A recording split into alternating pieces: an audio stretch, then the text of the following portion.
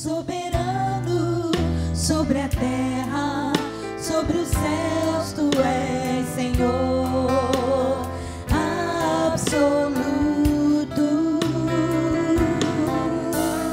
Tudo que existe e acontece, tu sabes muito bem. Tu és tremendo. Tu és soberano sobre a terra, sobre os céus, tu és Senhor absoluto. Tudo que existe e acontece, tu sabes muito bem. Tu és tremendo.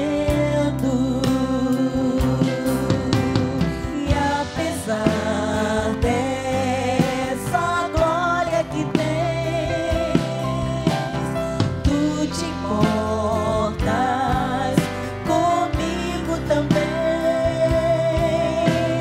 E esse amor tão grande eleva-me, amarra-me a ti. Tu és tremendo.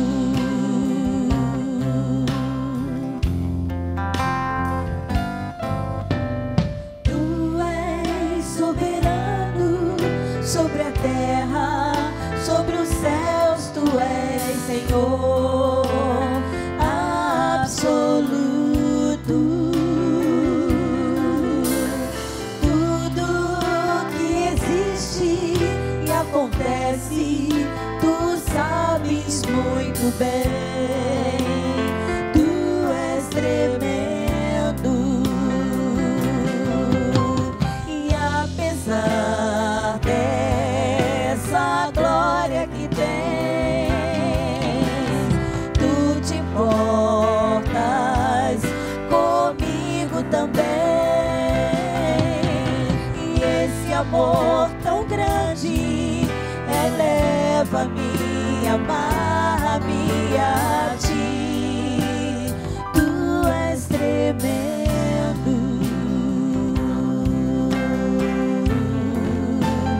Tu és tremendo. Tu és tremendo.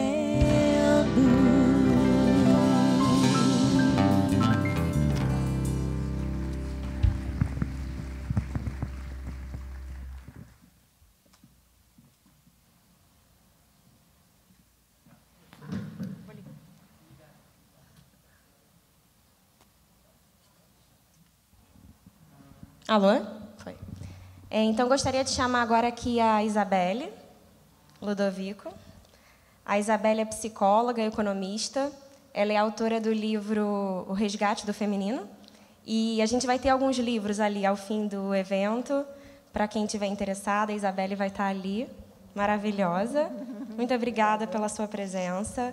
E eu vou fazer uma oração com você e você pode ficar à vontade.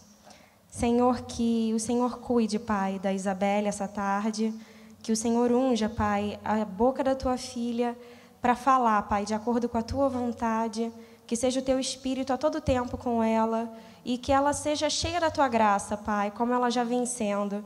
Ela já esteve aqui com a gente algumas vezes, Pai, e é sempre motivo de bênção e de graça. E a gente te agradece, Senhor, pela filha dela. Que essa tarde aqui, cada uma que está aqui receba, Pai, a porção do Teu Espírito que o Senhor tem. Em nome de Jesus, Pai. Amém. Amém. Eu vou pedir para soltar um vídeo agora de introdução para a Isabelle começar a falar logo depois. Obrigada. Tá, ótimo.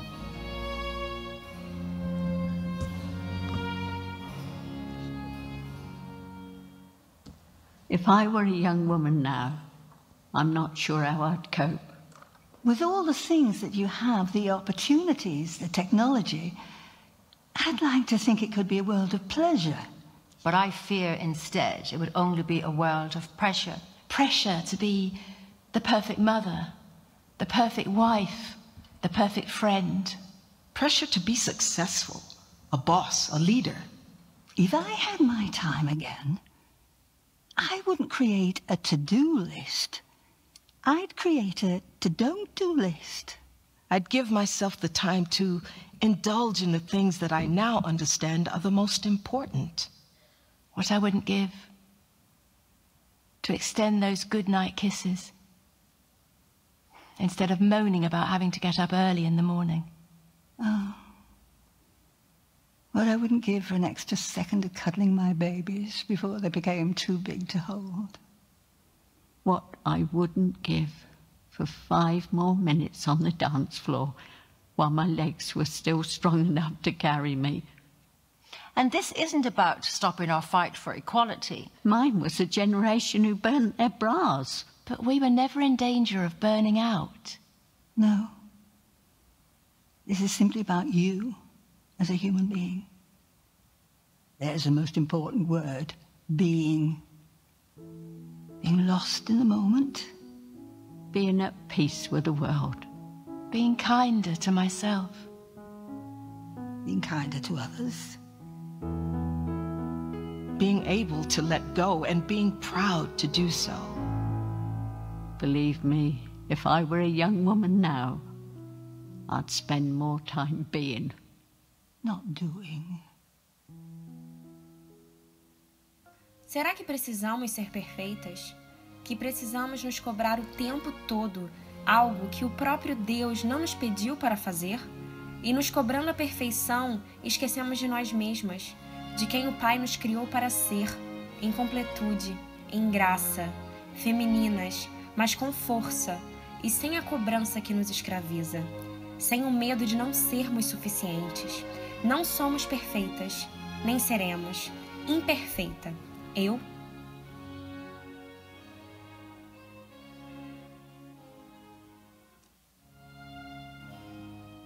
Muito bom, boa introdução. Parabéns. Realmente. Então, é uma alegria estar com vocês. É a terceira vez que eu venho. E esse ano até eu fiquei com medo de não ser convidada. Eu mesma me convidei, né? Falei, não vai ter esse ano? Mas eu acho muito legal ver essa diversidade, essa riqueza, quando as mulheres se reúnem. Mulheres de várias idades, vários estilos, várias origens, mas unidas no amor do Senhor, né? E percebendo que cada uma tem a sua beleza própria e cada uma tem o seu lugar no corpo de Cristo. E, então, realmente, acho que esse tema é importante a gente pensar sobre essa exigência de perfeição que pesa sobre os nossos ombros, né? Porque, de fato, essa super mulher que quer ser perfeita mãe, perfeita esposa, perfeita profissional, ela não está mais aguentando, né? Essas cobranças, porque ela já se cobra demais. E assume uma dupla jornada de trabalho, fora e dentro de casa, está estressada, irritada, pavio curto. Essa mulher perfeccionista que dá o máximo de si, mas que vai muito além dos seus limites e, por isso, não aceita mais nenhuma crítica.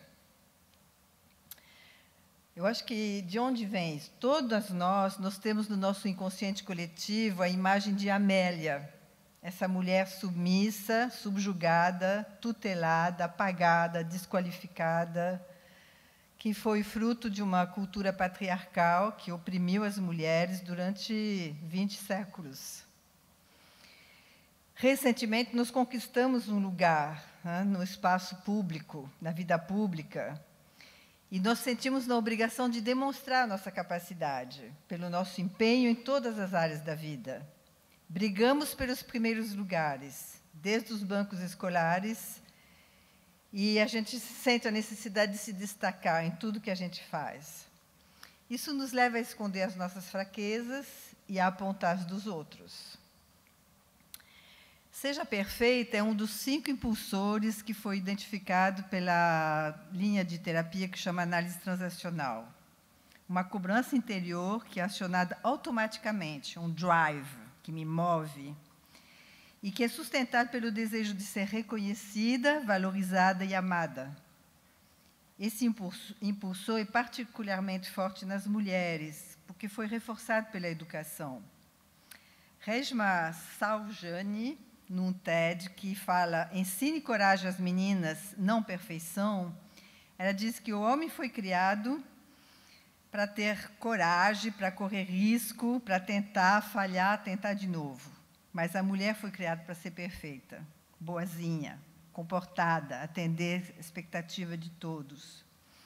Em 1980, a psicóloga Carol Dweck começou a pesquisar como crianças lidavam com tarefas que eram muito difíceis para elas.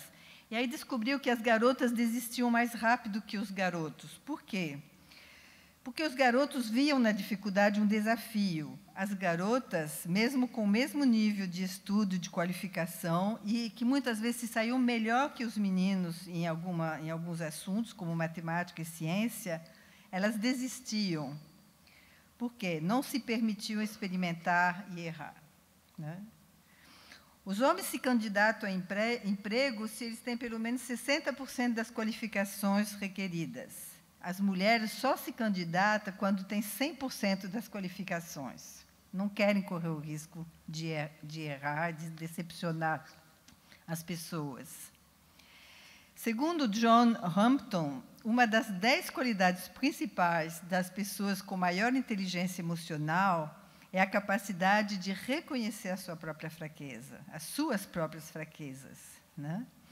Sheryl Sandberg, a chefe de operações do Facebook, que foi considerada pela revista Forbes como a 5ª mulher mais poderosa do mundo, escreveu um livro que chama Faça Acontecer, Mulheres, Trabalho e Vontade de Liderar.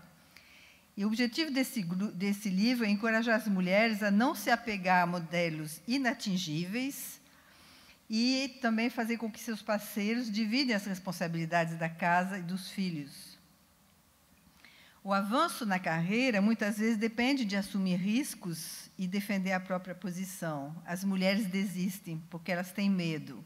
Medo das barreiras que irão enfrentar, medo de não ser apreciada, medo de fazer uma escolha errada, medo de atrair uma atenção negativa, medo de ser julgada, medo do fracasso, medo de ser uma má filha, uma má esposa, uma mãe inadequada. E a Sherry perguntou, o que você faria se você não tivesse medo? A síndrome do impostor faz oscilar entre uma extrema egomania, acho que posso tudo e tenho que mostrar minha capacidade, e uma sensação total de sou uma fraude. E aí ela recomenda, assuma a responsabilidade pelos seus erros, fale abertamente das suas fraquezas, use o senso de humor. E o lema dela é, feito é melhor que perfeito. Então, de fato, se o nosso valor e a nossa autoestima depende do nosso desempenho, do fazer, a gente vai ter que se esforçar o tempo todo, ao máximo, e nunca será suficiente. Nós somos assombradas pelo burnout, pelo sentimento de fracasso, de impotência. Estamos sempre correndo. Não dormimos o suficiente, já acordamos cansadas, os filhos nos cobram, o marido reclama que nós não somos mais carinhosas nem disponíveis. Nosso trabalho não é reconhecido na proporção do nosso empenho. Nos sentimos injustiçadas, frustradas, desanimadas. E, ainda por cima, ousam nos criticar. Brené Brown, no livro que eu recomendo, que chama A Arte da Imperfeição, define o perfeccionismo como a crença de que, se a nossa vida, aparência e atitude forem perfeitas, conseguiremos minimizar ou evitar a dor da culpa, da crítica e da vergonha. Ela diz, é um escudo de 20 toneladas que carregamos conosco, pensando que irá nos proteger, quando, na verdade, ele nos impede de decolar. A tentativa de conquistar a aprovação e aceitação. A maioria dos perfeccionistas foi criada com elogios por realizações e desempenho. Um esforço saudável é focado na própria pessoa. Eu quero ser melhor do que eu fui. O perfeccionista é focado nos outros. O que eles vão pensar de mim? Sem autoestima, passamos a vida tentando nos ajustar e conquistar aprovação. Quantas oportunidades já perdemos por medo de fracassar? O perfeccionismo é uma crença autodestrutiva e viciadora, porque eu tenho que fazer sempre mais. Eu acho que se eu fizer mais um pouco, eu posso conseguir. Mas perfeccionismo é um objetivo inatingível. O perfeccionismo afeta todos à nossa volta, porque nos torna pessoas críticas e exigentes. Nunca está bom. Como fruto disso, a mulher perfeccionista também não tem amigos. Ela fica só, porque ninguém aguenta. Lia Luft adverte: a Mulher Maravilha é inevitavelmente uma chata. Somos assolados pela propaganda dessa figura assustadora, um Monte Everest de perfeições. Linda e competente, sensual e grande profissional, independente, mas disponível, romântica, mas vigilante. Não parece alguém que a gente possa amar, com quem se possa dar risada, jogar a conversa fora, namorar, aconchegar-se, fazer descobertas desafiadoras, o sofrer perdas dolorosas, caminhar pela vida até, quem sabe, envelhecer. É uma mulher insuportável. O sacrifício de quem somos pelo que os outros pensam ou querem que sejamos, simplesmente não vale a pena. Recentemente, fui convidada para falar numa igreja sobre o tema sexo frágil, o homem ou a mulher? Aí eu perguntei, quem acha que é a mulher? 4 pessoas fizeram assim. Era uma audiência mista, homens e mulheres. Perguntei, quem acha que é o homem? Aí todo mundo levantou a mão, praticamente. Então, os tempos mudaram, né? Mas, realmente, os tempos mudaram, porque até 1950 era inquestionável que a mulher era o sexo frágil, né? Esse conceito foi esvaziado, né, recentemente, mas ainda continua sobre os ombros das mulheres esse desejo de querer demonstrar a sua força. A mulher, de fato, ela é mais frágil fisicamente do que o homem, ela é mais frágil emocionalmente, 2 vezes mais depressões que os homens, em parte por questões hormonais. Mais interessante que o homem é mais frágil biologicamente. Pesquisas recentes mostram que homens são mais suscetíveis a desordens neurológicas do que mulheres, têm 5 vezes mais autismo entre os homens.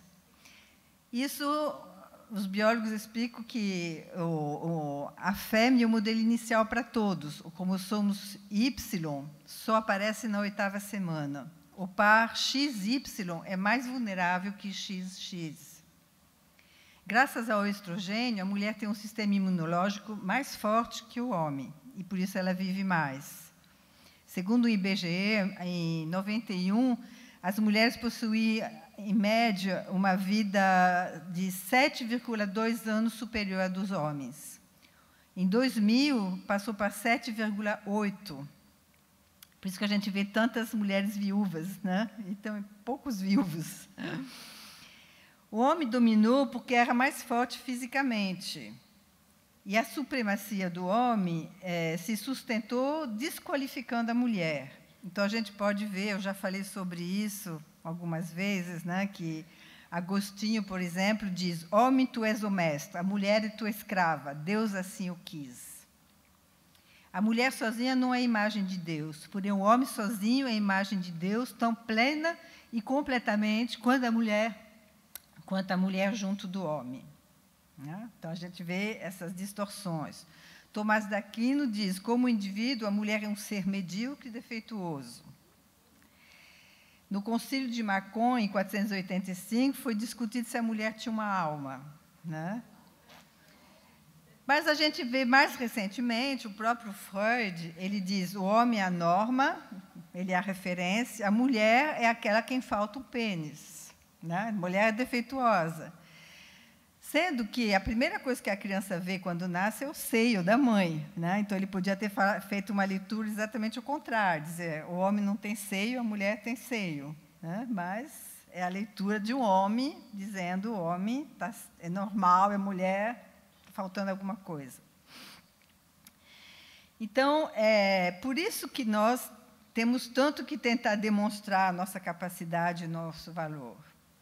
Mas acontece que, na ótica de Deus, o mais fraco é aquele que não reconhece a sua fraqueza, que se vê maior do que é.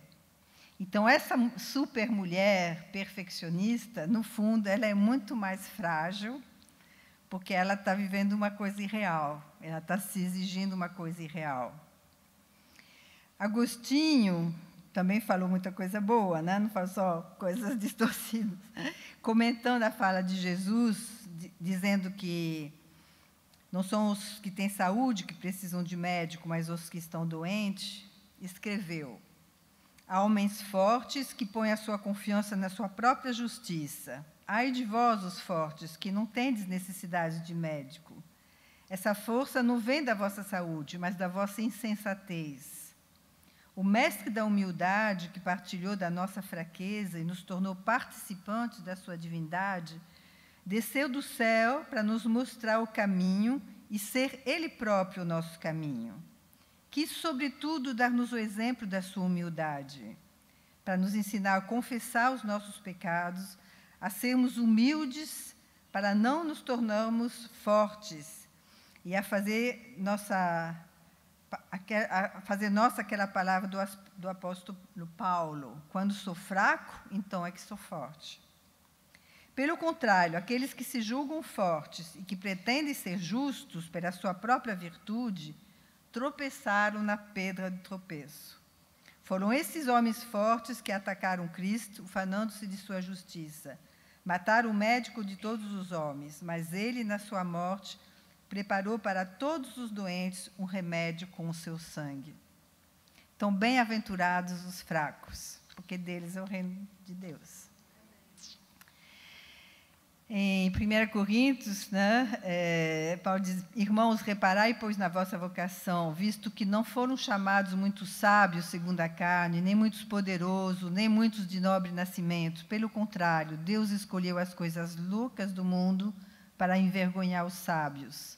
Escolheu as coisas fracas do mundo para envergonhar os fortes.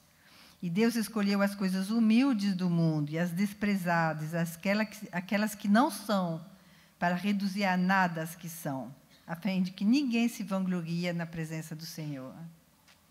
Esse versículo é muito importante para mim, porque foi através dele que eu me converti, que eu reconheci o meu orgulho e que a cruz é uma cruz, realmente um X, sobre a tentativa do homem chegar até Deus, né?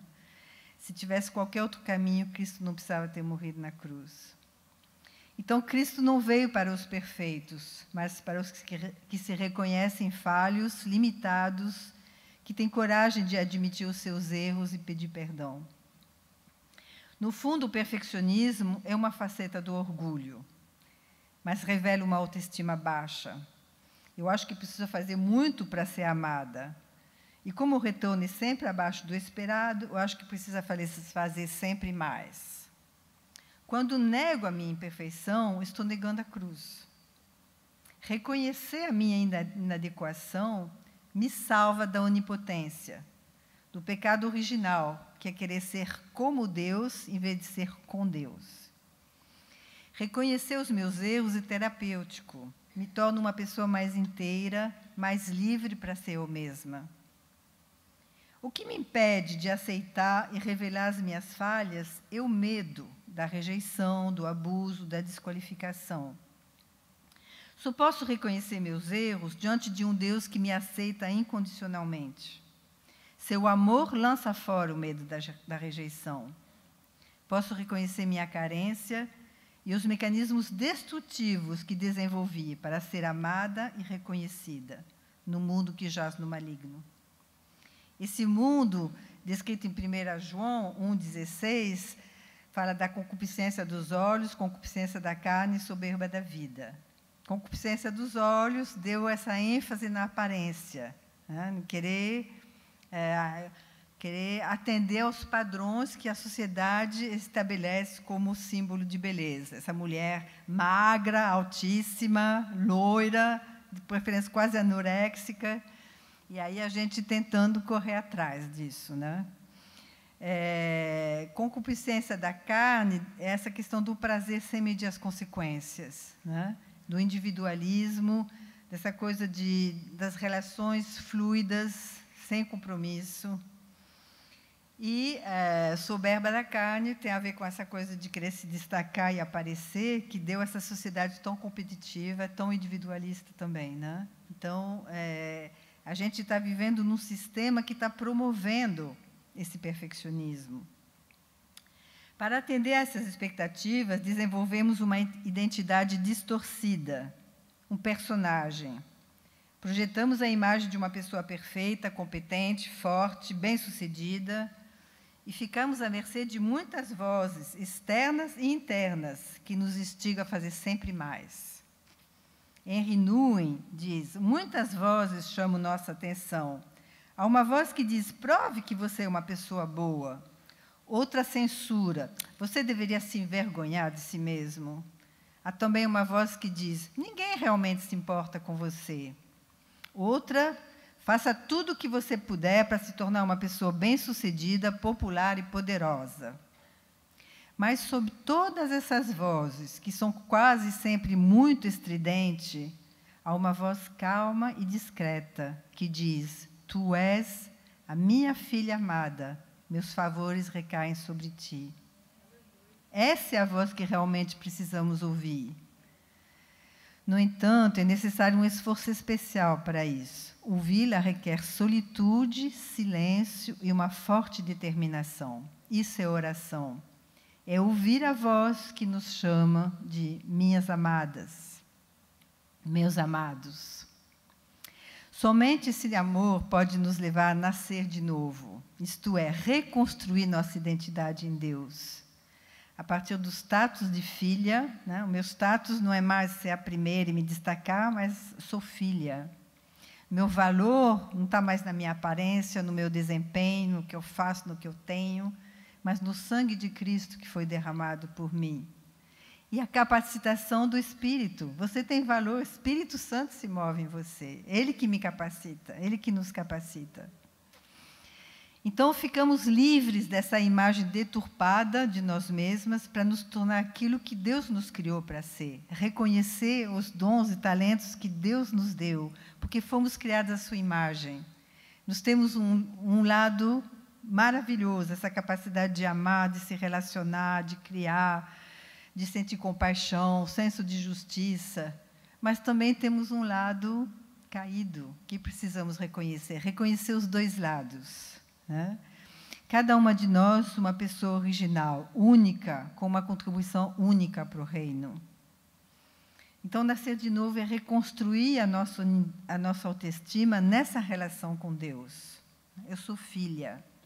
E, por isso, eu posso passar do império do medo, desse mundo que jaz no maligno, para o reino do seu amor, que lança fora o medo. O melhor de mim se manifesta diante de alguém que me acolhe com ternura, incondicionalmente.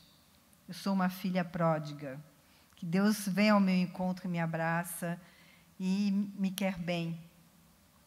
Deixar-se amar por Deus nos liberta dessa síndrome da perfeição.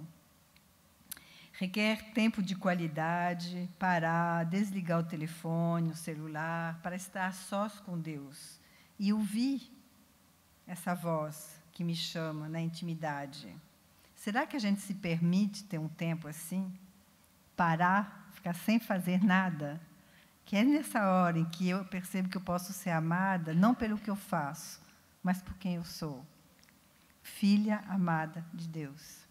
Ele me quis, Ele me criou, Ele me deu vida, Ele me guardou. E Ele se revela a cada uma de nós individualmente.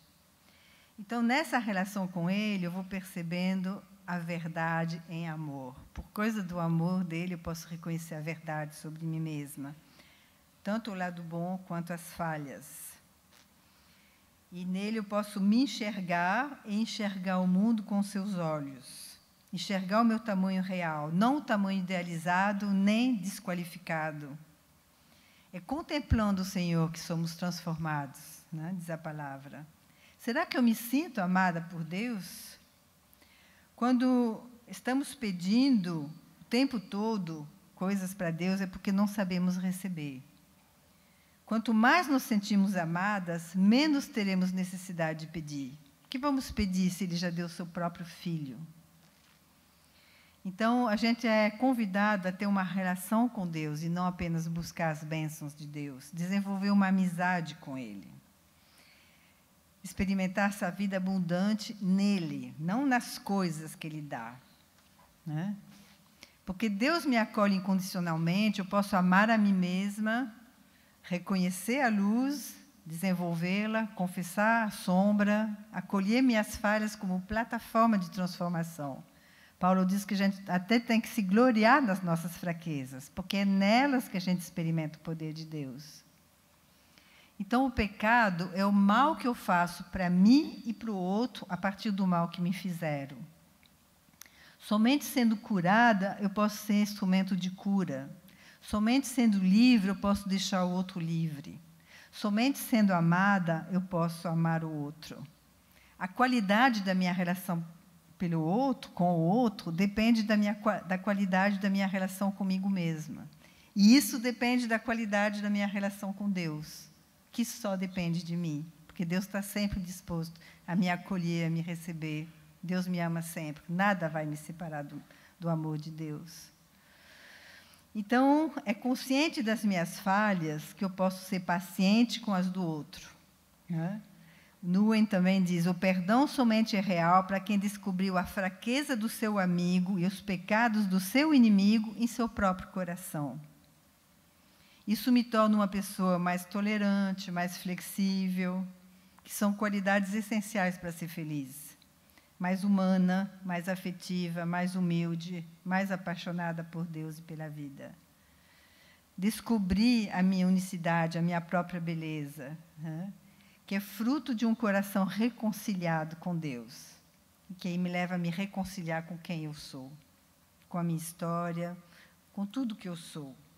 Então, imperfeita, sim, graças a Deus, em obras, em restauração, crescendo, aprendiz, a caminho. Eu descobri que quando a Bíblia fala feliz, o bem-aventurado, no original é em marcha, a caminho, basta estar indo na boa direção. Porque é um processo, é um caminho, é passo a passo. Então, esse processo de reconhecer as falhas como oportunidade de experimentar a graça, de aprender com os erros, com os fracassos, e de perceber que é da carência que vem a competência, nele, né? Aprender como Pedro, né? Enquanto Pedro se achava o todo-poderoso, o corajoso, deixa comigo, eu vou e faço, ele estava com uma imagem completamente distorcida de si. Quando ele traz Jesus, que ele se dá conta da sua, né, do seu medo, da sua covardia, e que ele percebe esse olhar amoroso de Jesus sobre ele, ele cai em si, ele se quebranta, e, ao contrário de Judas, que vai se enforcar, e muitas vezes as perfeccionistas é uma forma de se enforcar, né? Porque se está sempre se exigindo perfeição e se cobrando. Ele não, ele cai em si, vai junto dos seus irmãos, vai junto dos outros discípulos e fica esperando, né? E ele está lá junto com os discípulos quando Jesus aparece.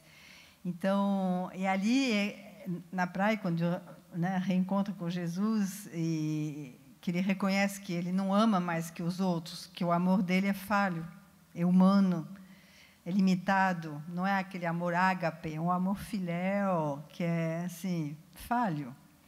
É nessa hora que Jesus, agora sim você pode cuidar do rebanho, né? Porque você teve contato com as suas limitações, então você vai saber acolher as limitações do outro e cuidar do outro, em vez de cobrar, em vez de exigir, né? Então, como é importante essa experiência de perceber as nossas limitações. Sim, somos humanas, imperfeitas e vulneráveis. Aceitar essas vulnerabilidades e ter a coragem de explorar a escuridão e descobrir a luz de Deus que está em nós. E coragem significa, literalmente, abrir o coração, ser sincera, ser autêntica. Só conseguimos pertencer quando oferecemos o nosso eu autêntico e somos aceitos pelo que somos. Se queremos levar uma vida alegre, conectada, plena de sentido, temos que conversar sobre as coisas que atrapalham, especialmente a vergonha, o medo e a vulnerabilidade. Essa autora da Arte da Imperfeição, ela diz que a única forma de resolver a vergonha é falar sobre ela, para desenvolver a resiliência à vergonha, a habilidade de reconhecer a vergonha e passar através dela, enquanto mantemos o nosso valor e a nossa autenticidade. O meu valor não está no que eu faço, o meu valor está no que eu sou nele, que ele já me deu, eu sou filha. Não tem nada que vai diminuir o meu valor como pessoa. Então, nós temos que conversar sobre por que a vergonha acontece. A vergonha se alimenta do segredo, do silêncio, da crítica. E a diferença entre vergonha e culpa é a diferença entre eu sou ruim ou eu fiz algo ruim. Eu fiz algo ruim, eu vou reconhecer, vou pedir perdão, vou procurar mudar e vou crescer. Agora, eu sou ruim é uma mentira, porque eu sou filha, eu não sou ruim, né? Quais são as suas sensações físicas quando está com vergonha? Como você se protege? Agride de volta? Foge? Congela? Com quem você conversa quando falhou? Qual é a coisa mais corajosa que você pode fazer para si mesma quando se sente diminuída, humilhada, magoada? Para superar o perfeccionismo, nós precisamos ter a coragem de nos aceitar imperfeita, nos permitir ser vulneráveis, pois todas temos pontos fortes e pontos fracos. Acolher o sentimento universal de vergonha, culpa e crítica. A vergonha já está em Adão, que, quando pecou, foi se esconder, né? E a gente tem essa herança de vergonha pelo pecado mesmo. Mas a gente tem também uma vergonha que é quase que existencial, e que isso a gente só vai poder lidar com Deus. Acolher esse sentimento, então, desenvolver a resiliência à vergonha e praticar a autocompaixão. A vergonha funciona como um zoom de uma câmera. Tudo o que vemos é o nosso ser defeituoso, solitário, incompetente. Ao aceitar nossas imperfeições, podemos descobrir nossos verdadeiros dons. Coragem, compaixão, conexão. Quando somos bondosas conosco, criamos um reservatório de compaixão que podemos compartilhar com os outros. Um estudo da Universidade de Michigan mostrou que pessoas inteligentes assumem seus erros. Elas não veem erros como algo necessariamente ruim, mas muitas vezes como uma oportunidade de aprender e crescer. O desenvolvimento cerebral de crianças cujos pais lidam mal com os erros é altamente impactado pelo estresse. O medo de errar prejudica a aprendizagem.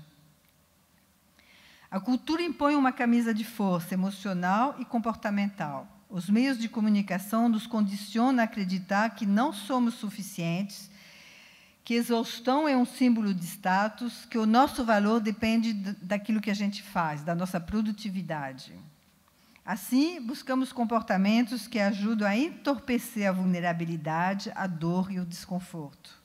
Através de comida, através de dinheiro, trabalho, compras, perfeccionismo, internet. Comparação é o ladrão da felicidade. Inibe a criatividade, a gratidão, a alegria, a autenticidade. Abandonar a comparação requer uma atenção constante. A criatividade, que é a expressão da nossa originalidade, nos ajuda a permanecer atentas. Nós vamos precisar ter muito cuidado para perceber quando a gente está se comparando e dizer não a essas comparações, porque cada uma de nós é única para a gente não poder se comparar. Se cada uma é única, eu não posso dizer eu sou mais única que você. Cada uma é diferente. Não tem duas pessoas iguais para a gente poder se comparar. Então, nós precisamos vigiar para não entrar na tentação da comparação, porque a comparação é uma armadilha. Quando tentamos nos proteger da dor, acabamos nos privando da alegria. Reconhecer o desconforto da vulnerabilidade nos ensina a viver com alegria, gratidão e bondade, e eu diria também humildade. É preciso se esforçar constantemente para se permitir ser vulnerável e autêntica.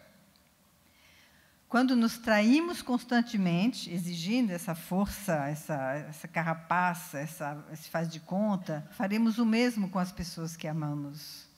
Quem não se dá permissão para ser livre, raramente tolera a liberdade dos outros. Então, uma mudança significativa, como eu falei, é um processo. Viver a vida plena é abraçar a vida, cultivando coragem, compaixão e conexão, no lugar do medo, da crítica e do isolamento. Acordar de manhã e dizer, não importa o que eu faça ou deixe de fazer, eu sou suficiente em Deus.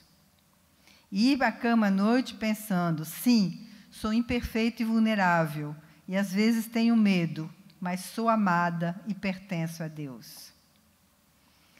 Escolhi amar e viver com todo o coração. É um desafio e um ato de resistência ao sistema no qual estamos inseridas. Há um tempo para ser mãe, um tempo para ser profissional. Ser discípula de Cristo é parar de atender expectativas dos outros para ser fiel à minha vocação, amizade com Deus, comigo e com o outro. Reconciliada com Deus, comigo e agente de reconciliação. Grata pelo amor de Deus, por quem eu sou, e poder olhar para o futuro com esperança. No seu livro A Identidade Feminina segundo Jesus, Carrie Malcolm conclui: buscar a identidade em papéis, como esposa, mãe, dona de casa, profissional, é um equívoco. Nossa identidade deve se fundamentar no nosso relacionamento com o Pai, através de Cristo e na capacitação do Espírito Santo. Até Maria encontrou sua identidade principal, não no fato de ser mãe de Jesus, mas serva do Senhor. Eis aqui a serva do Senhor. Cada vez que algo substitui Cristo em nós, nos tornamos candidatas a uma crise existencial gerada por frustração e sentimento de fracasso, por trair a nossa vocação e o desejo mais profundo do nosso coração. Só podemos encontrar nossa verdadeira identidade na relação com Deus. Essa relação nos capacita a quebrar as identidades culturais para nos tornar catalisadores de mudança, vozes proféticas e agentes de cura. Então, diante de um Deus que me acolhe como eu sou, eu posso baixar as armas, desconstruir essa imagem enganosa de perfeccionista que tenho de mim mesma para encontrar o meu verdadeiro eu, pecador, fraco, carente. Encarar a verdade sobre mim me liberta das máscaras e do perfeccionismo. Assim, segundo Henry Nouwen, existe uma grande diferença entre sucesso e frutos. O sucesso vem da força, controle e respeitabilidade. Uma pessoa bem-sucedida tem energia para criar algo, controlar seu desenvolvimento e torná-lo disponível em grande escala. O sucesso traz muitas recompensas e, por vezes, fama. Os frutos, contudo, vêm da fraqueza e vulnerabilidade, e são únicos. Uma criança é o fruto concebido em vulnerabilidade. A comunidade é o fruto nascido do sofrimento compartilhado. A intimidade é o fruto que cresce pelo toque das feridas uns dos outros. Precisamos nos lembrar que a verdadeira felicidade não se faz pelo sucesso, mas pela abundância de frutos. Jesus, o ferido que cura, nos convida à humildade, à fragilidade, que ele encarou da manjedoura à cruz, porque só o amor pode vencer o mal. É de fato através dos nossos limites, fraquezas e feridas que experimentamos o poder de cura do Eterno. Forte é quem acolhe a sua fragilidade e encontra a força na sua intimidade com Deus, em vez de tentar ser como Deus. Como disse João Batista, convém que ele cresça e que eu diminua. Eu queria propor que a gente tivesse alguns minutos de silêncio. Você fechasse os olhos e pensasse, tivesse um tempo para reconhecer o que eu faço para ser amada.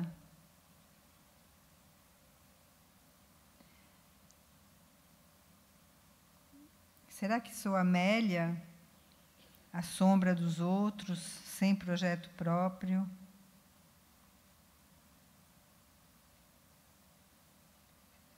Ou será que sou essa supermulher que se cobra a perfeição, mas vive estressada e solitária?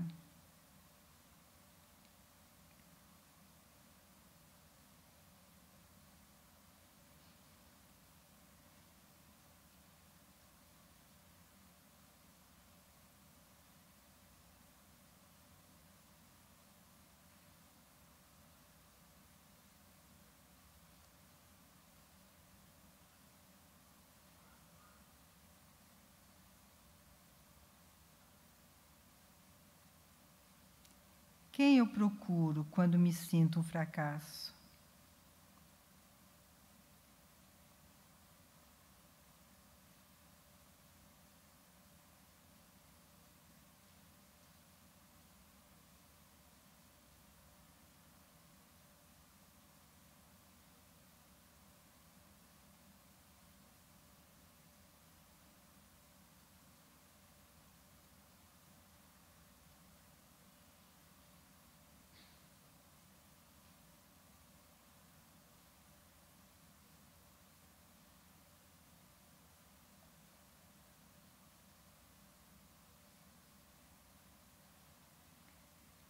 Para quem eu tenho a coragem de confessar os meus erros?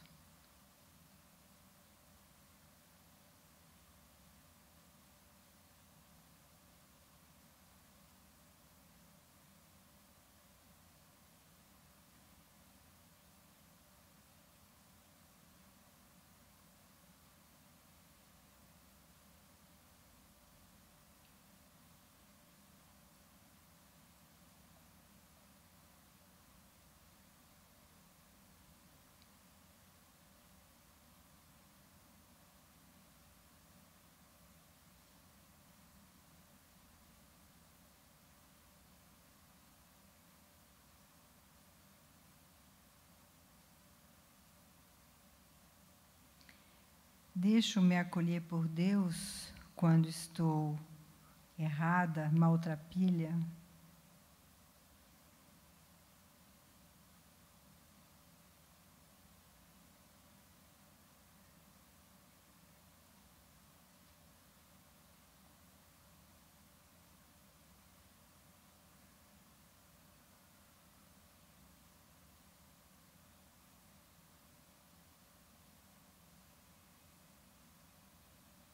Confesse uma fragilidade para Deus.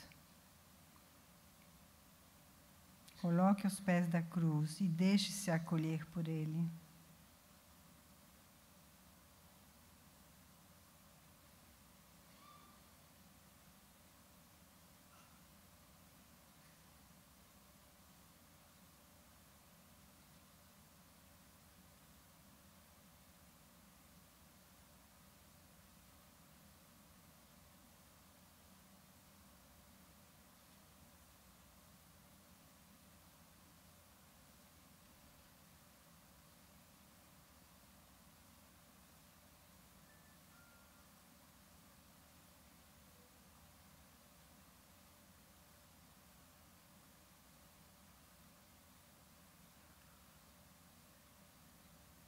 Reconheça os teus medos, as tuas carências.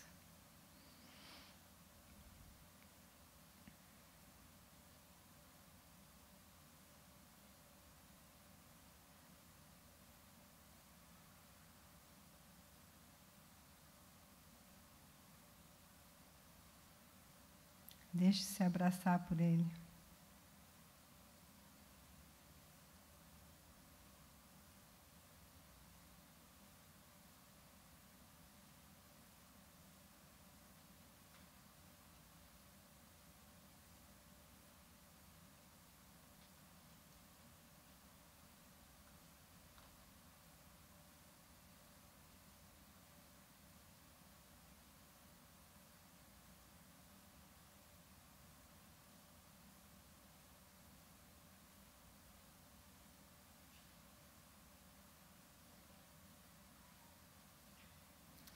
Deus diz: não tenha medo, porque eu te salvei.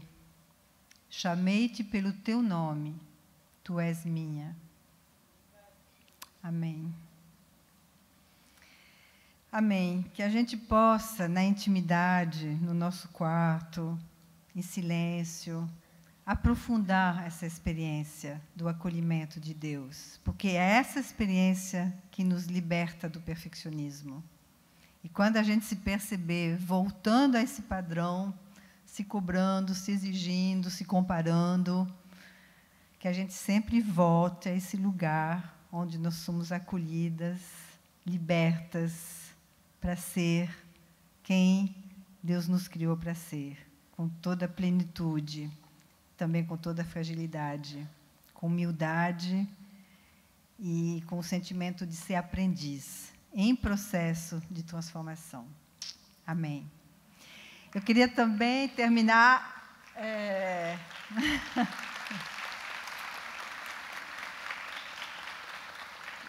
Eu queria dar os parabéns para quem fez o cartaz, para quem planejou tudo isso, para toda essa equipe que está trabalhando para que esse evento aconteça, né? É muito lindo de ver todo esse engajamento, toda essa dedicação, toda essa capacidade da mulher de criar, de gerar beleza, de se doar, todo esse senso de querer engrandecer Deus através das nossas vidas.